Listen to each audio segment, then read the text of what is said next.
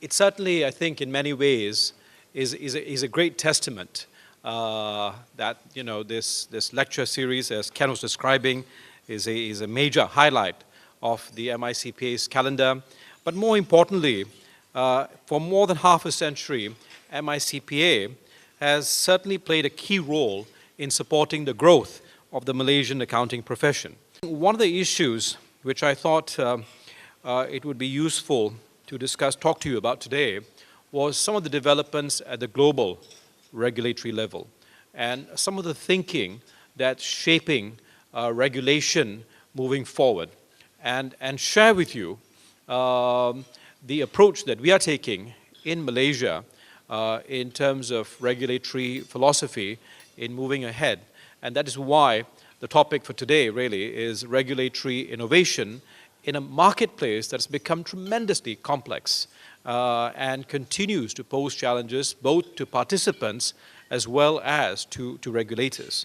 That prescriptive standards have really been unable to prevent misconduct, and ever-expanding rule books designed to prevent misdemeanor have not stopped further mis-selling and market conduct, but instead have become a burden on resources. Our challenge, therefore, in regulation is to find that appropriate balance.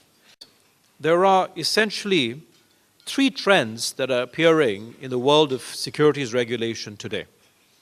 The first is that we are moving increasingly to what is market-based financing. The second major trend affecting capital markets is financial innovation. The third trend, which is very pronounced, is the fact that there is this global connectivity of markets. And this is where initiatives like the cross-border supervisory and enforcement cooperation among regulators becomes particularly important. Now, the response to these trends by regulators has been swift and comprehensive. They are clear on the objectives of regulation. First of all, to reduce systemic risk, which is wide, system-wide. Secondly, to ensure that the markets are able to operate fair and efficiently. And thirdly, to be able to ensure that we protect investors. One area that the board of IOSCO has recently approved work on has been on the area of integrated reporting. It is interesting and perhaps timely in the context of what we see in the environment outside this hotel, that perhaps companies ought to be held to a higher standard and ensure that their impact more widely, including on the environment, is something that is reported upon itself. And so therefore, perhaps this work on integrated reporting is in fact highly timely. In response to these complex and connected capital markets and the trends that we face, there are three particular responses that are being taken by regulators. The first is to strike that optimal balance between risk and reward. The second point really is we must be able to avoid the unintended consequences of regulation. Some of these regulations are developed in certain jurisdictions where there may have been a market failure, but the consequences of this are applied much more widely. The third very important aspect of what regulation should focus on is, of course, being extremely forward-looking. And for this, regulatory activities now are being supported by a multidisciplinary, analytical, and predictive approach to supervision and enforcement. Therefore, we continue to be committed to maintain best-in-class practices.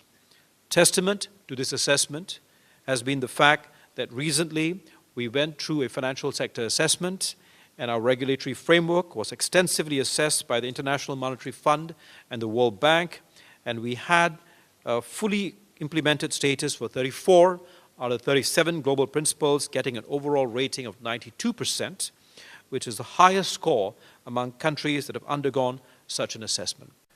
Similarly, the Malaysian accounting and auditing profession has been recognized by the World Bank as being well developed, and the accounting and auditing standards in line with international standards, including the institutional framework of corporate financial reporting, as well as the role of the Auditing Oversight Board. Our approach to regulation will focus, moving forward, on what we classify as regulatory proportionality. This means that the approach that we take to regulation is going to be based on the intensity within which we regulate, or the intensity within which we oversee the markets, will be proportional to the amount of risks that are posed by products, firms, and activities, the standards of conduct that are upheld, and the significance of the outcomes that we are hoping to achieve. Nevertheless, we recognize that for proportionality to succeed, regulation has to allow for broader oversight to encapsulate innovations in the market.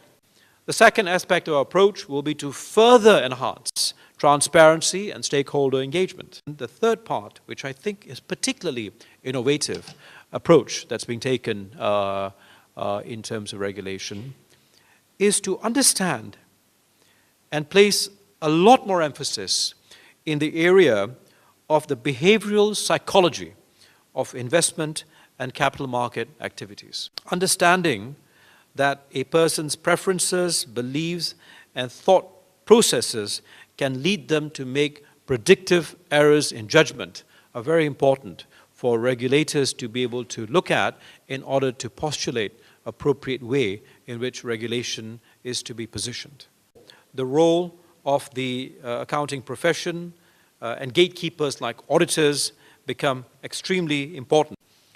MICP and other professional accounting bodies should continue to embed professional values among their members, enforce professional standards, and continue to reinforce a message that for accountants in this country to continue to play their role and be respected by the industry, they must deliver their part by performing effectively, whether as a member of the board, audit committee, a financial controller, an advisor in a listing process, or partners of the audit firms.